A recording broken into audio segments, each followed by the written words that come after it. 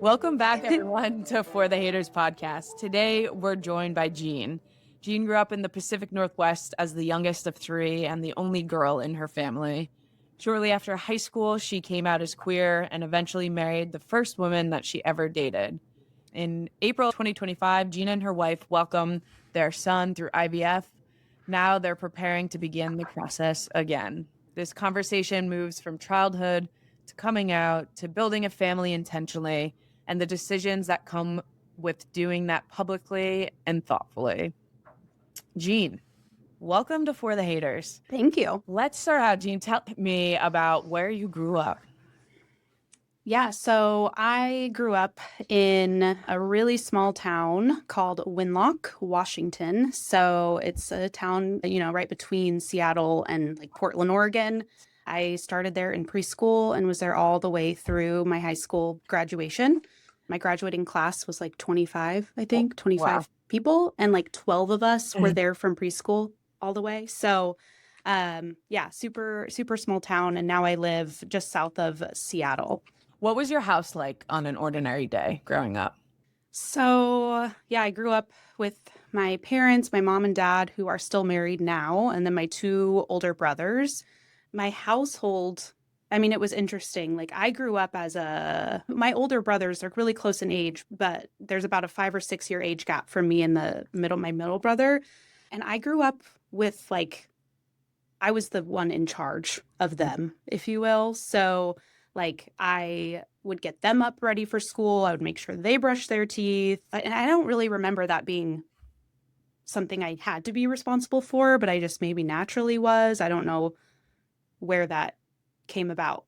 I guess I look back on my childhood and I grew up with extremely sexist rules. Like, it was really clear as I got older, especially of you have this rule because you're a girl and your brothers have this rule because they're a boy.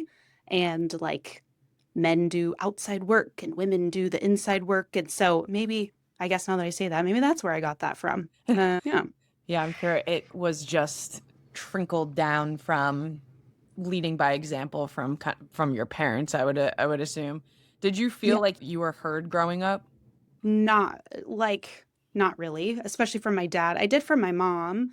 But my dad was very much the type, no means no. There's no discussing anything. We don't get to have a conversation about anything. So no, not super heard. It's interesting because typically the youngest, you feel like you get away with more, right? That's the concept of I'm the youngest, your older siblings kind of have more of that stickler mentality from your parents. Do you feel like that was how it was for you, or do you feel like it was kind of opposite because you were the only girl?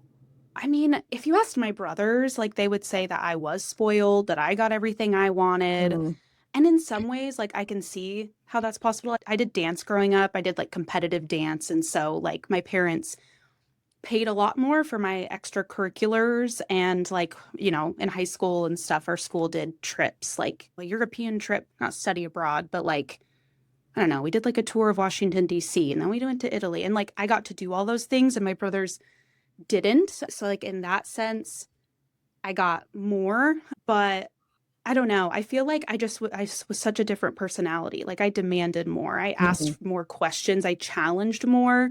And so in that sense, I felt like I got more pushback, I guess. But do you ultimately feel like you have a good relationship with your siblings? So the middle brother, yes, great relationship. Yeah, him and I are very, very close. My oldest brother is sort of estranged. He's technically a half brother. We share the same dad. He is an interesting story. It was before I was born, but my mom was pregnant with my middle brother, Colin. While she was pregnant with him, my mom and dad got a phone call that my dad had another kid. And it was a one-night stand thing. And so my mom was about to give birth to her first baby. And then her husband is finding out that he has this 1-year-old kid. And so they do a DNA test, all that. And so he comes in. My parents end up getting custody of him. So he was raised once I was born, he was raised with us the whole time. And he'd see his mom every other weekend. But after it was his senior year of high school, him and my dad got into a big fight and he left and went to live with his biological mom and has just been kind of absent I think Mm. has his own personal struggles. So, yeah. So growing up in a small town, there's not a lot of, I would imagine, representation that comes along with that. When do you first remember starting to question your sexuality? So I identify as bisexual, and I had boyfriends like in high school, and I swear I did not think anything of women. I really didn't. I look back now and I'm like, there's certain moments where I'm like, oh, okay, maybe that was like, that should have been a clue. Like certain, I don't know, movies where I was like really infatuated by the female lead and stuff like that. But I never felt like closeted, if you will. Like Yeah. it wasn't this like feeling that I suppressed or hid or anything like that. And I was always such like a big advocate. I have this memory of being on my high school senior trip, and we were going on this really long ride to like an amusement park for our senior class trip, and we had a lesbian in our class, which, you know, our class was 25 and that was pretty small. So there was one, but other than that, like on the bus, the teacher chaperone, she's like, boys and girls can't sit together on this bus. And I was just like, why? That's so stupid. Like that doesn't even make sense. And she was like, well, because we don't want any like thing going on. We don't want people kissing or all this stuff. And I was like, well, what if two girls sit next to each other? They could be kissing and they could be, you know, it's like silly. But I look Yeah. back on like those moments where I was like really challenging and like pushing the thinking. And it seems so simple now. But like back then in high school in my tiny little town, like I really ruffled feathers with that. So, It's so funny that you bring that up just because I relate. Like, I didn't know. Like, I had no clue. There was no thoughts. I had boyfriends. It just didn't pop in my mind. And I'm pretty gay. And so I remember having those arguments with my mother as well. Like, mm, I wanted to have sleepovers with my guy friends. She's like, you can't. I was like, that doesn't make sense. Like, why yeah. can't I? And she was I'm like, well, what if I was a lesbian? Like, should I not be able to have sleepovers with girls then? And I think that actually triggered her into, like, I was then allowed to have sleepovers with boys, but they had to be separate. Like, I could have sleepovers with my guy friends and sleepovers then with my girlfriends, like, separately. Yeah. And my best friend now, who I had growing up all through school, like we had sleepovers all the time at her house and my house and all that. And she has now come out Mm. as queer as well into adulthood. And so I'm sure our small town looks at us and they're like, Jean and Emma were totally like together. It's like, no, we are like family. But I'm sure we always joke about that. We're like, I'm sure everyone like has this image in their mind of us too. Is there a specific moment that you can remember where you were like, oh, maybe this is actually something? Yeah. So when I was 19, I moved to Seattle and was living downtown Seattle for a job, is why I moved. And in being in Seattle is like, you know, it's only 2 hours from where I grew up, but it's like so vastly different from where I grew up. And so I was just like exposed to so many people. And like, I work for Starbucks, and like, I always make this joke that like everyone who works for Starbucks is gay. Like, we're all gay. We're all in Seattle and we're all gay and we all work at Starbucks. And so, I was just like surrounded by so many queer people that like it started to open my eyes of like, huh, like that's a thing. Like, am I interested? And so I had this feeling of like, I just want to kiss a girl. Like, that might just be fun. Like, I've never done that. I've never thought about that, but that could be fun. But I would never date one, you know, in my mind. And then I met my wife, and I had no idea like if she was into women or not. We worked together, and we were at a Christmas party, and we were all like drinking or smoking weed or whatever we were doing. And there was some conversation going on about sexuality. And she made a comment across the room, and she was like, I'm bisexual, and like made eyes with me. And there was just something about it where I was like, that's the one. That's the one I'm going to kiss, like for the first time. Like, I just knew. And so, yeah, that was like the moment where I knew.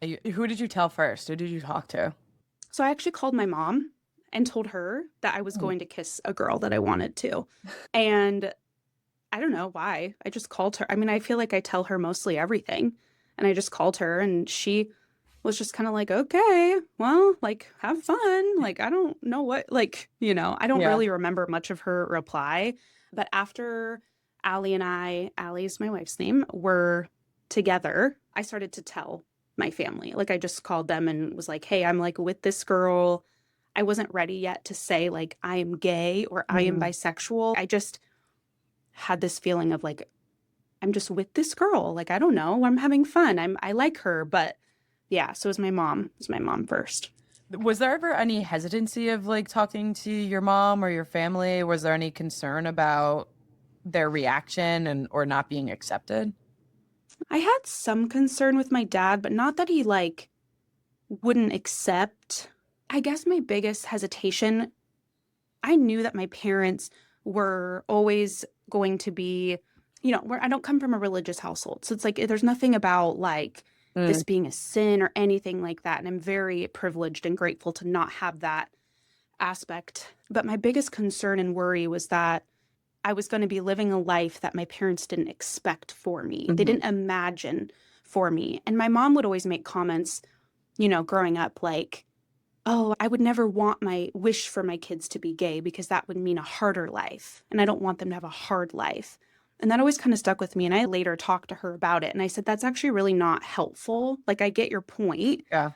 Of course, you don't want your kids to have a harder life. Like, nobody wants that. But, like, if you only talk about queer people and relate it to hard things, I was like, that doesn't actually like progress us forward. I was like, we should be celebrating queer people and queer joy and queer love and like just always relating it to like a challenge or something difficult. So I guess that was my fear in sharing with my parents is I'm like, I know they'll accept me, but will they be disappointed because they had a vision for my life and my life is different? And so are they going to struggle with that, I guess? Yeah, I find it interesting that you grew up in a non-religious household, being that you were speaking to growing up in such a like a traditional focused household. Like there being like such gender roles inside of that because often feel like that Yeah. does stem from like a religious aspect. Yeah, my dad's wacko, to be honest. Like so my parents grew up in Forks, Washington. And I don't, for anyone who's listening, Forks is like, yes, Twilight. Like my parents graduated from Forks High School, where the vampires are from.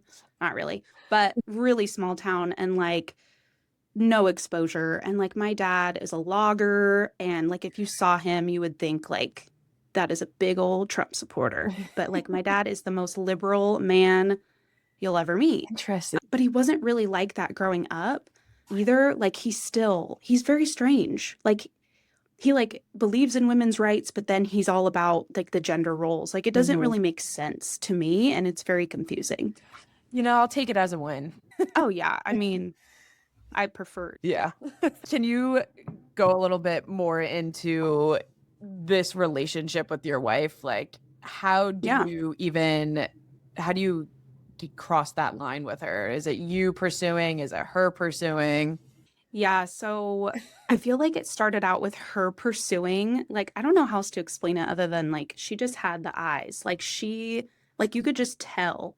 I could just tell like she was really interested in me. But once I got to know her, she had never had a relationship ever in her life. And she had been with men and women, but had never had a committed relationship.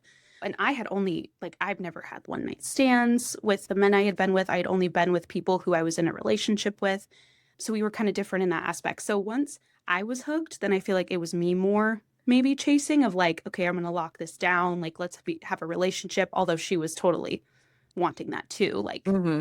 it was mostly her. But I'm the type that, like, after our first night together, like the next day after work, I called her. I was like, we need to talk about this. We need to talk about what happened. I need to have a conversation about it. And she was like, okay. And so she did, but that's not her personality. She could have gone without the conversation, but I'm like, no, I'm having feelings. I want to have a discussion. What happened last night? So How do we feel about this? At what point did you realize that things were more serious? classic, a week. Like, not even. I mean, come on. Like, Yeah, I the knew instant. it. Yeah. But I needed to ask the question. And Yeah. what year was this? What year did you guys start dating? So this was 2017. Okay. So 9 Yeah. years. 9 years we've been together. Yeah, which is weird. what made you feel comfortable accepting that you were going to be spending your life with a woman? Not Mm. being with a woman before, right? Like that's still a hard mental battle to kind of get through. Yeah, I guess what made me accept that I was going to be with her forever. So, about like 2 years into the relationship, she was pretty clear that like she wanted to get married to Mm. me. Not like that she wanted to get married right then at the 2 year mark, but like, oh yeah, we're going to get married, all of that. And I kind of struggled. I was very scared to get engaged and get married. I don't know if it was anything more than just like the fear of commitment. I don't know if I would have felt any different had I had been with a man. I don't know if it was the woman aspect or not, or just general fear. But I remember when I was able to say like, okay, it's because I started to think about the future. It can be pretty depressing sometimes, like thinking of when my parents die and my siblings die and my aunts and uncles, and what if I get really sick, and what if I get into an accident, and like all of these terrible things. And I just thought like life is going to be so hard no matter what. Mhm. And she is exactly the person who I would want with me for everything that's so hard. Like I have no doubts or no fears around her being the one to be there with me through everything hard. And that's when I was like, okay, I'm still a little scared, but that was like giving me confidence Mm. to say like, okay, let's get married. And then, yeah, that was it.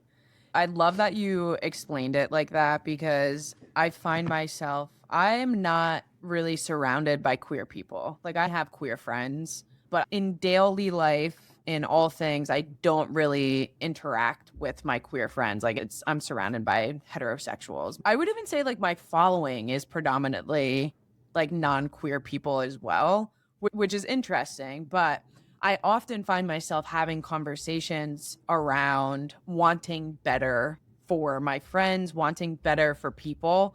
And I think it's like the way that you explain that is such a beautiful like description of, is this the right person for me? Like when someone's in a Yeah, relationship, like thinking in my worst times, is this person going to be there like making my life easier, or is this person going to be making my life harder? Even yeah. having this conversation, like I don't like engage with queer people like this, so it's Mm, really fascinating to see a lot of my life being lived like through you as well, yeah, right? Like I know the look that you were talking about. Like I know the feelings that like you're talking about. And queer love is just so beautiful that it's so unique, right? Like there's so for much sure. emotion and so much intention behind it all, right? How Yeah. long into your relationship do you guys get engaged and then married? Well, we got married in June of 2021. So we were engaged May of 2020. Okay. Yeah. And so, yeah, 3 year, that can't be right. Only 3 years dating before we got engaged. But I think that sounds right. Yeah. So you've been married since 2021? Yep. Yep. So we'll celebrate our 5 years in June. So the next step, do you talk about having a family? Is that something that's important for both of you? Yeah, so I always knew I wanted to have kids. I've always had an obsession with pregnancy. Like when I was a young girl, I was like, I'll be a surrogate. Like I just was like, I don't know, I thought pregnancy was the coolest thing. And not just pregnancy, but I also knew that I wanted to raise kids. And so that was pretty clear early on. Like that was like non-negotiable. I would never have continued a relationship if she wasn't willing to have kids. And she was more indifferent. She was like, I don't know, I never pictured having kids, but sure, that sounds great. And so when we got married, the plan was I was like, "Oh, well, I'm happy to carry the kids, but if you want to, like you go ahead." And so she was like, "I feel like I should just do it," but she was super scared. She has like no pain tolerance like whatsoever. And so she was like, "I'm just going to walk into the room. I'm going to say, 'Give me the drugs. I'm going to have the baby and I hope I fall asleep and don't remember any of it.'" But then she was like, "I'll do it, but I have to go first because if I watch you go through it, I'll back out. Oh, I Mm. got to go first." So I'm like, "Okay, sure." So that's how we decided. On our 1 year anniversary trip, we went to Hawaii and we were going to, like, on that trip, we had planned to make our first appointment. And we didn't have a lot of commitments. We were just like, we just want to make the appointment just to kickstart the conversation and find out the process. But once we landed in Hawaii on our anniversary and we got our cell phones on, we got to the restaurant and we saw the news that Roe v. Wade had been overturned. And I forget the exact date, but it was sometime in June of 2022 that Roe v. Wade was overturned, and it was really devastating. And we just felt weird and wrong for planning a baby at a time that was so devastating to women. It just felt like, how can we just didn't feel right. And so we were like, we're going to pause we're not going to schedule. We ended up still scheduling a few months later, but it just took some of that initial joy away. But yeah, so we scheduled our first appointment that fall. What does that first appointment look like for you? Yeah, we had this dream of doing reciprocal IVF where she would carry my genetic embryo and then vice versa. So we were going to go in and just do egg retrievals first and knock them out from both of us. And then after the egg retrievals, we were going to create a plan for pregnancy, like a timeline and all of that. So I went for egg retrievals, and it was hard. I had this vision of like, I only wanted girls. Like, I grew up with brothers. I love women. I love femininity. I love like female power. I wanted like this all girl household in my dream. I just thought that'd be like the coolest thing ever. And we'd opted in for genetic testing. And I did my egg retrieval. I got 14 eggs. Only 2 came back as viable embryos. And they were 2 boys. And I sobbed.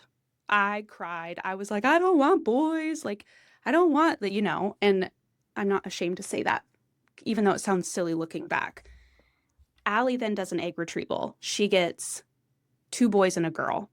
And I was like, you know what? I'm going to do one more egg retrieval. Like, we got to get some more girls in this bunch. And also we just like wanted more. So I did another egg retrieval, got 14 eggs again, only made 1 embryo, and it was a boy. And I was like, we're made to have a boy, I guess, and it'll be fine. It's fascinating to me that you chose to do another egg retrieval before trying. Like, cause IVF is a lot on your body. Like, going through that retrieval process, like pause it puts on your life, the instability of making plans and the disruption that it causes. Another reason that I chose to do another retrieval, it wasn't just because of the gender or the sex of the embryos. It was also because the embryos that I did make, they weren't really good quality. They were good enough that the clinic deemed them like they're good enough to transfer, but they were like the lowest tier. So I was like, maybe if I just do a better diet or better lifestyle, I can get more egg or more embryos, and they'll be like healthier as well. And so that second retrieval, the 1 embryo I made was also poor quality. So that was disappointing. But yeah, it's a lot. The egg retrievals are a lot. When you first were looking for places to make appointments, did you have to kind of do research behind that? Or did you have a fertility clinic that kind of focuses on queer families?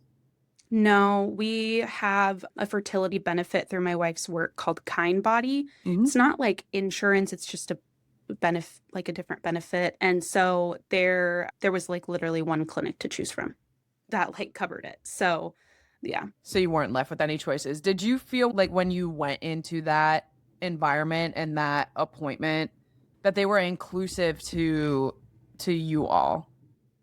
Yeah, I've never felt anything but inclusivity. And I think maybe part of that is because it's in like the location, it's in Seattle. So maybe it's just really common, but yeah, I've always felt like included there.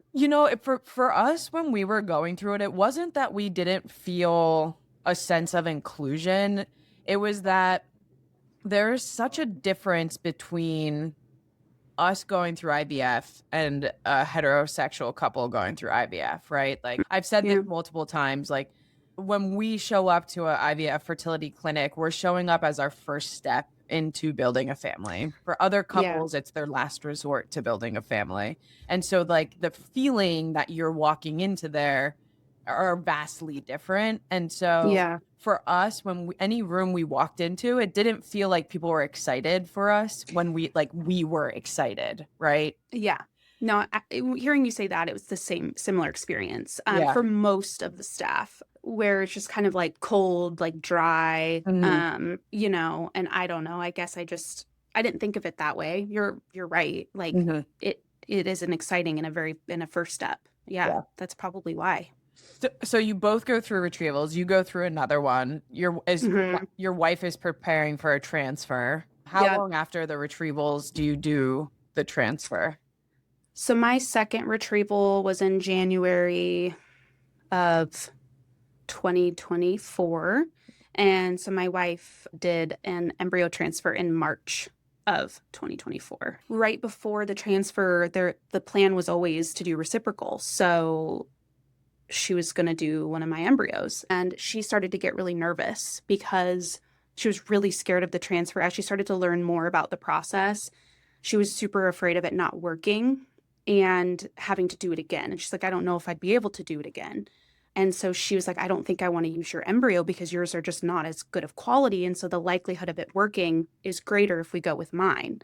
And that was really hard because I had this like dream and this vision of it being reciprocal, but it was like so valid. Like I didn't want to have a failed transfer and like, yeah, that's the facts. Her quality is better. And I said, okay, we can do yours if we do the girl because I'm okay with not being reciprocal if that can give me a daughter. And so the clinic let us choose and she transferred the girl and got pregnant and then miscarried.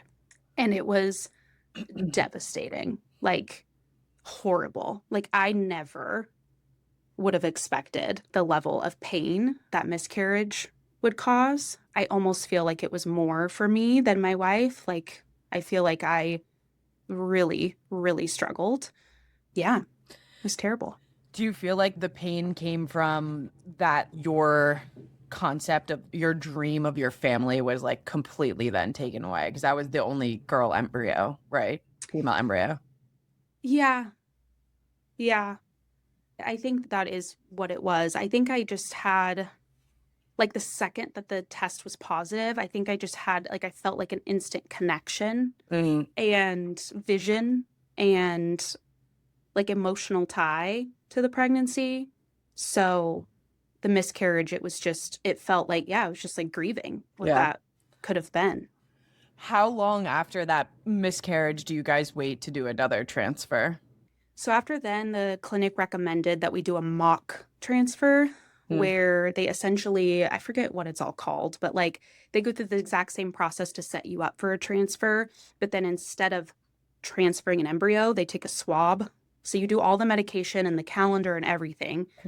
And they take a swab to measure your lining or something in there. And then it's to be able to indicate the best day of your transfer.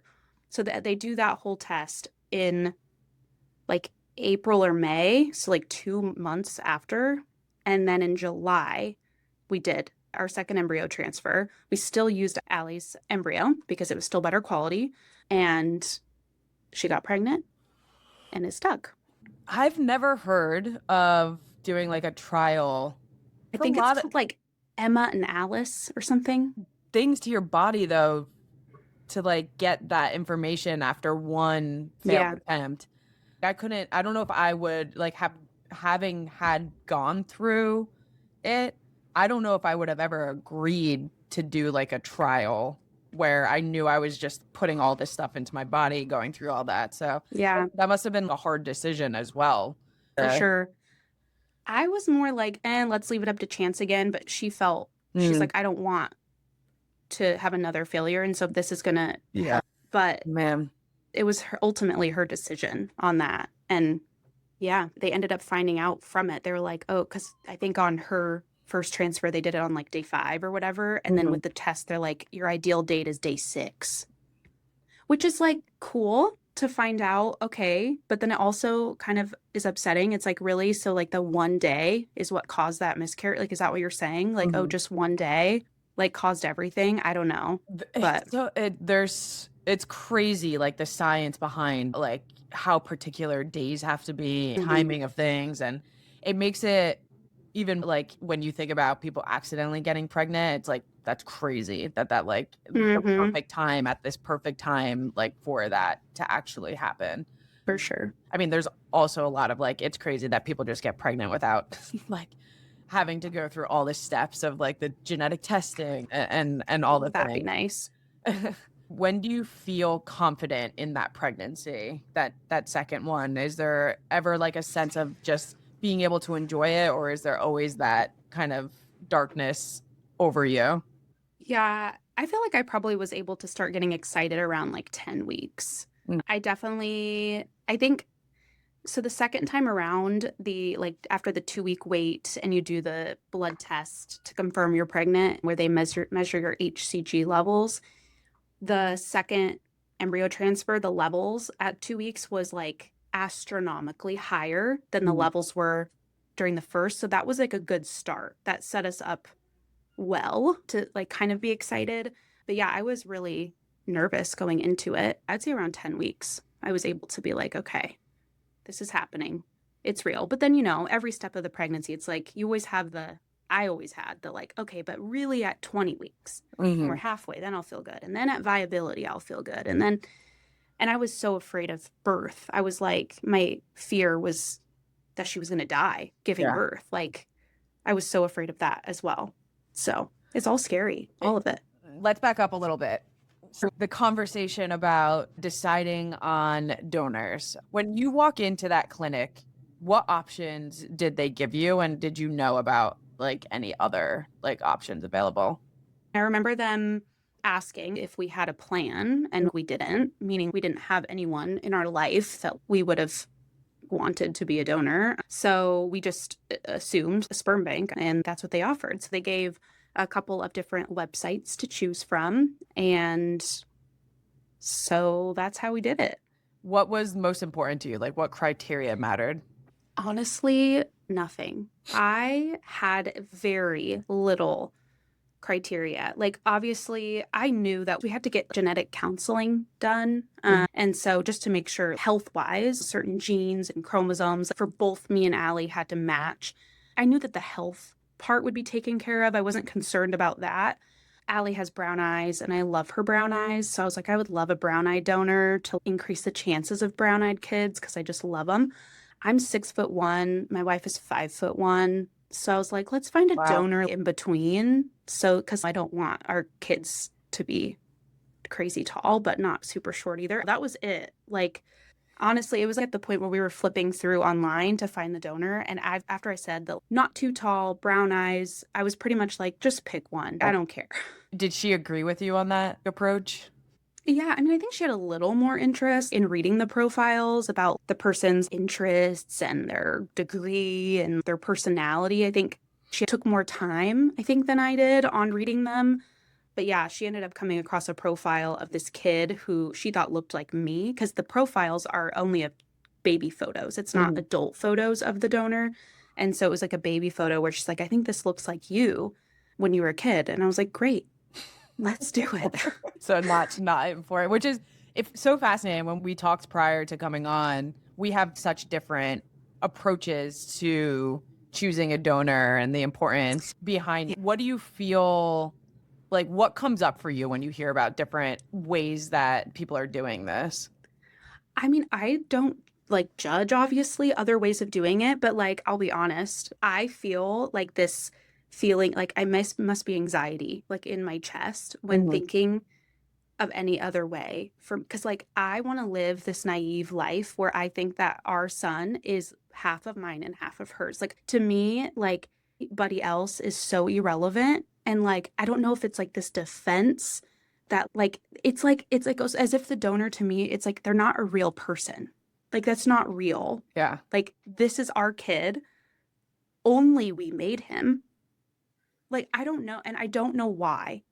Like, I can't.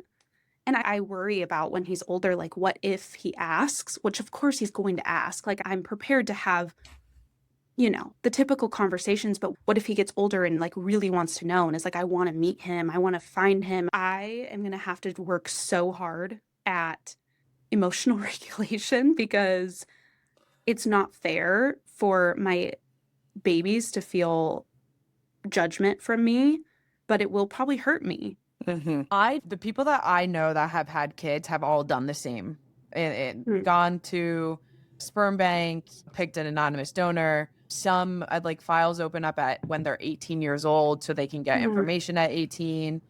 And that's what we would have done if it wasn't for Seed Scout reaching out to me directly, right? Yeah. When we went to the clinic, that's the only option that was given to us. Either use someone you know in your life or go to this website and pick a donor. So Leah and I went to the cryobanks and all the things, and we're looking, And when Seed Scout reached out, I was like, oh, we might as well hear him out, right? Yeah. What is this? And so just going through that process opened up my eyes to just a lot of different things. And I always try to be aware of how I have my conversations around it, because I know that everyone's not doing it like that, right? And like Yeah. any way that anyone is building a family is like whatever's right for them makes sense. Yeah. But I had those same exact fears. Like my fear of my child wanting to find someone like their other biological half at some point in their life, like that scared me so much in the opposite direction. Like I wanted to choose who that person was, that like if they wanted Yeah. to know them, I felt safe enough to nurture that relationship. I would go down the rabbit hole of like, what if this person I'm picking is in a homophobic family that like my kid eventually is just going to get disappointed by them. But I've also seen donor conceived people that have no interest because they Yeah. know like their two parents are their two parents. Like they don't need to know just because like it like of it. So I don't know. I don't That's a like good point. yeah, Yeah. I don't think there is a right answer, but I do like respectfully, I definitely disagree. I think it's important. I don't know if it's because I would want to know of like my other biological half, but like Yeah. to me they are important, right? But I don't know if that's just because I have that relationship with our donor. I would not have my son without their help. And like we definitely I know. It's true. It's true. It's true.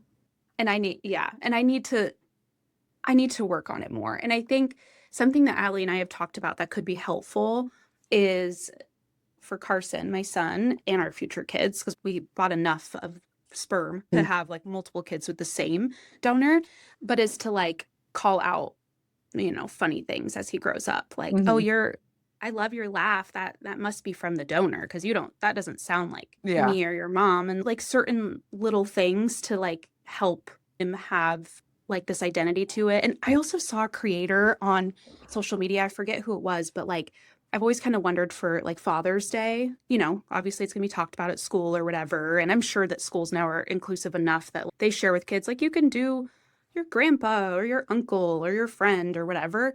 But in talking about that, there was a creator that suggested donuts for donor day and making Father's Day like a donor day and like go get donuts as a family and thank the donor for.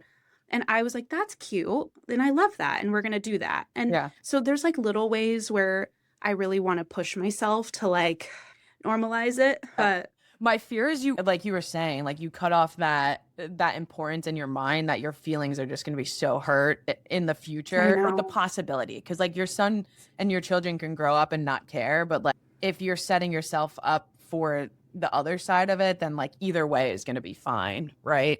Yeah, for sure. For sure. So it's so fascinating because I don't know anyone else that has, well, I know people now because from going through Seed Scout, I've connected with other people using Seed Scout. But I will say that just because we use Seed Scout doesn't automatically mean you have to have a relationship with the donor. Like you can choose someone that doesn't really want anything to do with you, but like you still have access to them. So like for anyone listening, obviously like we are both in our we're building our families how we're building our families. But if someone's listening, like I went through a private donor matching, but you match with that donor based on what your wants are, like what your level of involvement is. Like you could choose someone to not be involved and just get an email from them a year and not know anything about them really. But yeah, that's cool. I'm glad they have that option for people for sure. Does your wife agree with your stance on this? Do you guys talk about? I also can't. Yeah, that you're 6'1" and your wife is 5'1". I know, it's so funny. It's so funny. Yeah, I think, she agrees. She thinks I'm a little more extreme. My wife is so laid back with everything that like it's funny. Postpartum, we come home from the hospital and we're home for like not even 48 hours. And I go back into the bedroom where she's at. And I don't remember what she was doing, but she was sitting on the bed and she was like on the computer on her phone. And she's like, oh, I bought like the extended donor profile. And I was like, what? You did what? And she's like, yeah, I just thought it'd be important. And so I could see all this extra stuff. And I was like trying to be so sensitive to her postpartum, of course, because she's healing and emotionally, she's all over the place. But I was really hurt that she did that because it just felt like, why would we not make this decision together? Why all of a sudden, like after he's born, you're now thinking of, I guess my hurt was like, our son was just born and you're thinking about the donor right now. Mm-hmm. And like that was hurtful to me because Yeah. why would you be thinking of anyone other than like me and our new baby? And I kind of shared that like really gently. And like, of course, she's like so upset. She's sobbing. She feels so bad.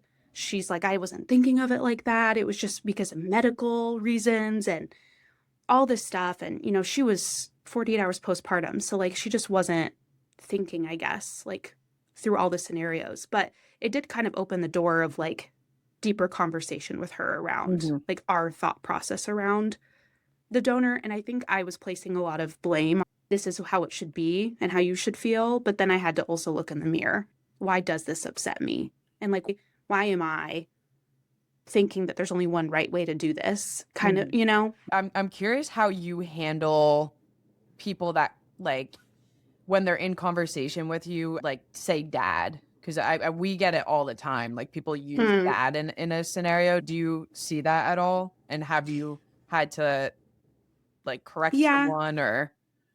I mean, yeah, it's not a ton, but like I have had people say like, oh, like how'd you pick the dad? Or did you know the dad? And I'll just always correct and say the donor. Like I just correct it and kind of move on. I've never had anyone do it like maliciously or like repeatedly doing it. Yeah, it happens a lot. I'll say, where's the dad? Or yeah, like where's the dad? Who's the dad? Like all the things. And like I don't let it upset me anymore because I can't change people. Like a correction of like, you know, the donor just in conversation. But even I have friends that slip up too, right? Like it kind of is what it is. like they'll just be like, oh, are you guys sisters? Which we look nothing alike. I don't know what that's about.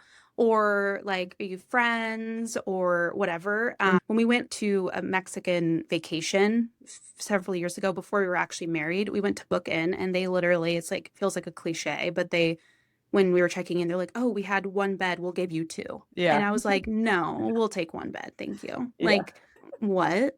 And that always irritates me. Like that actually triggers me when we go to a restaurant and then they're like, separate checks. Yeah. And I'm like, you would not say that if I was with a man right now. You wouldn't. And for any like servers that may be listening, I'm sure there's the defense with that of like, because of asking, but just, it's not even, it's like the assumption that everybody's straight unless they tell you otherwise. That really bothers me. Yeah. It's like after Leah gave birth, the anesthesiologist came in to take out her epidural and they asked if we were sisters. And no. And I said, what? And he was like, are you her sister? I was like, and Leah and I look nothing alike. And I was like, that's my wife. And he was like, wife? And I was like, yeah. And the nurse was like, I will say something. Like that was so bad. I was like, what the fuck is going on? Oh my gosh. How am I in this conversation? So my biggest issue with like the giving birth and that is like the staff, like the birthing team was incredible. We never felt any discrimination. My one fear was actually the signing of the birth certificate. And in Washington State, I don't know if it's the same where you live, but you can opt in for two different types of birth certificates. One that says mother and father or one that says parent, parent. And so we obviously did parent, parent. But I told Allie, I said, my one fear is if that birth certificate comes back wrong, I was like, I'm going to be pissed. And it came back wrong. It got mailed a few weeks later and it comes back and it says father Jean. And I was enraged. I was like, this was my one fear. This is unacceptable. Like I was so mad. Oh my God. And because it just feels, it's wrong. It's just wrong. I'm not a father. I'm not a man. I should look. I never even like double checked. I should look to make sure. We did parent as well. Did you get it updated? Yeah. And it was a whole process and a whole thing. But I was like on the phone every day. Like I was getting it figured out. I will be damned if my kid's birth certificate calls me a father. Because no. Oh my gosh. So, okay. So you guys become parents for the first time. You're Yep. home. Did birth, everything go well? Birthing process? It was great. She, like I told you from the beginning, she was so scared of pregnancy. She wanted the drugs right away. But then that girl, she did it with no epidural. It was a wild. My ears are still ringing 10 Mhm. months later from the screaming. But yeah, I'm so proud of her. It was the most incredible experience I have ever witnessed. I watched my aunt give birth when I was 12 and to watch my cousin be born. Mhm. I have a family full of like nurses. So that was all really open. And so I remember it being amazing, but there's nothing like seeing your own kid. Yeah, Um, I couldn't agree more. and he was super healthy and we were really blessed. What shifted in you the first week home? Like, what was your relationship like? What was it like becoming moms? I mean, coming home, it was beautiful. I remember thinking like I was going to be so scared to get discharged because I'm like, what are we going to do without all this staff? But then it's like when you're there and then at least how I felt like you're getting discharged, you're like, thank God, I just want to be home. Like Mhm. I was just so ready. I remember like what actually encouraged me to reach out to you to do this podcast was actually after I had heard you share your experience after Bex was born and how Mhm. you felt as the non-birthing partner Yeah, and that like the bonding and the struggle of your connection. wife connection and your wife is like breastfeeding and whatever and I was like sobbing listening to that because it was like by the time it came out like I feel like I was just my son was born in April and yours was June. July, right? June. Yeah. So really close in time and I just remember feeling like oh my gosh that's how I felt like I really worried about that and Mhm. then and on top of it, it also wasn't reciprocal. So he also wasn't my genetics too. And so I think like there was some of just that fear. I took a few weeks off at birth and then I took my full maternity leave later as my wife was getting ready to go back. So I took my leave when he was about 3 months old. Mm. And so it was just me and him from like 3 to 6 months old. And that's when I felt like the most bonded to him was during that time. And all of those fears went away. Like, that is But my 3 months kid. is a long time to sit in those feelings. Like, it's a lot. I mean, your life Yeah. changes, your relationship changes, everything changes.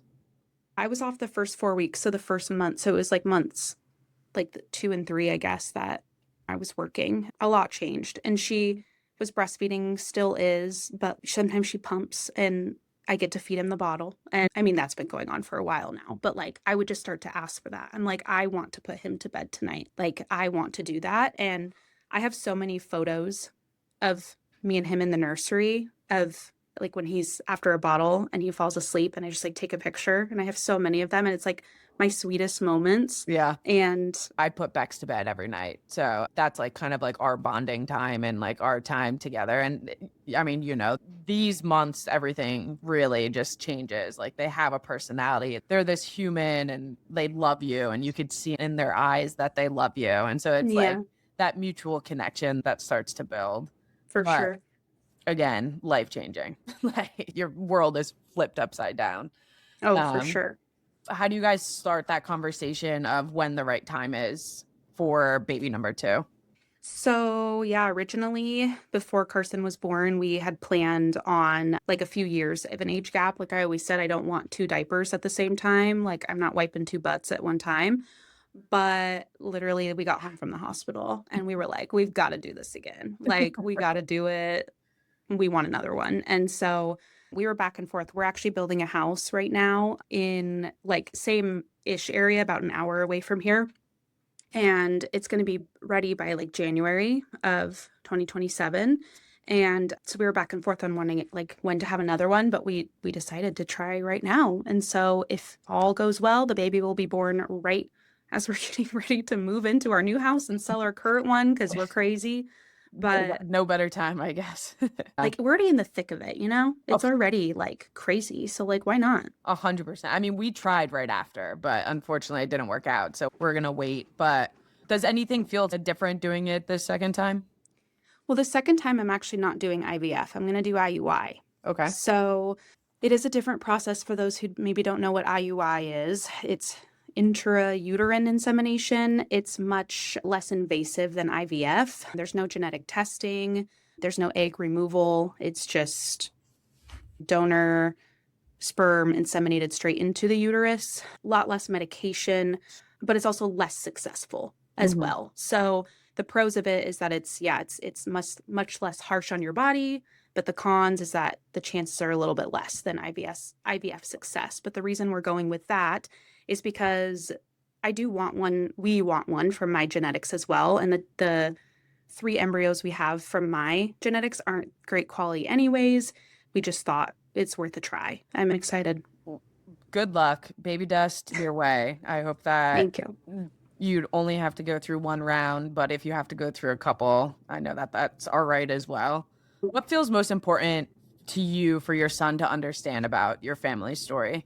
I just hope he understands how loved he is and how much he was wanted.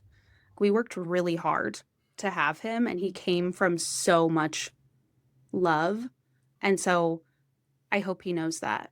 There's a lot of things that I look back on my childhood that were hard. We all have those things. And so, of course, those things that were hard for me, I want to work extra hard to make sure that he doesn't struggle with that. And I just hope he always feels heard and loved and never has any doubts about that from both of his parents. Like, me and Allie are so different. Like, we have such different personalities, and where I lack, she really picks up, and vice versa. And so I hope my kids have a great life. I mean, who wouldn't want 2 moms? I feel like that's like the best. I always say that it's like a built-in green flag. Like, if Bex one day, whoever he decides to date, when he gets to tell people he has 2 moms, it's like, oh, that's a green flag, right? Yeah. Like, for any partner he might have, they know that he was raised with an intention, love, like so much intention behind it, right? Like, there's not a question of that. So I can understand that. What has becoming a parent clarified for you about your own identity? I don't know if it answers what it's clarified for my identity necessarily, but one of my favorite things that it's done for me is that it's really confirmed that nothing else matters in the best way. Not that nothing matters, but nothing is more important. So anything that was maybe stressful or that I would have worried about before, or any type of drama or just anything, it's like, he is the most important thing. Him and my wife and my family are just number one. And that sounds obvious. Like, of course they are, but like, it just makes a lot of things easier to like let go of or not fuss about or spend too much time about, which I love. And what else is interesting is I've been having this feeling more recently. So he goes to daycare now that both my wife and I are back at work. And the other day I picked him up, and like all throughout the day while he's gone, like, sure, if I think about him, I miss him, of course. But like, it's not like I'm walking through my day like devastated all day long. I'm at work, I'm busy, but I go and I pick him up and I drive home and he's in my back seat in the mirror, which, by the way, was always my dream, like, that I really looked forward to pre-baby. I was like, I can't wait to like look in the back and see him just like hanging out. And I pick him up and I'm driving home and I'm just like, I just feel so complete. And not that I felt like incomplete throughout the day, but like, it just feels right to have you with me. Like, to be in your presence is like how it should be. So I don't know if that really answers your question fully. No, I think it does. I think it's beautiful. Yeah. Yeah. And my final question to you is, what do you hope someone listening will take away from your story? Yeah, I hope someone listening will take away that any fears that you have going into parenthood, I don't know, they're probably irrelevant, to be honest, because at least in my experience, after you become a parent, you're going to have fears that you never thought of before. And then any of the fears you had previously are just gone, you know? So I don't know if that's realistic to help ease your fears going into parenthood, because it's easier said than done until you actually live it. But yeah, just let go of everything. You can't prepare for it. Like, there's nothing you can do. The only thing you can do is become emotionally more like aware of things. But parenthood is such a wild ride that you just can't prepare yourself until you're in it. Yeah. And I would also share that if for anyone who may have an experience of being nervous to prepare for a child that either isn't biologically yours or that you didn't carry, I swear to you, it doesn't matter. Like, I had so much fear that it was going to matter, but that boy is a part of my like soul. It does not matter at all. And I want to carry next because I want to go through pregnancy. But if this IUI doesn't work, like I would do IVF with my wife's embryos, and it doesn't matter. Yeah. Well, Jean, thank you so much for walking us through your story from childhood to coming out to building your family. We appreciate you sharing the decisions, the process, and the perspective that comes with choosing this path intentionally. Thank you for being here, and thank you everyone for listening. We will see you next time on For the Haters. Thank you. For the haters, come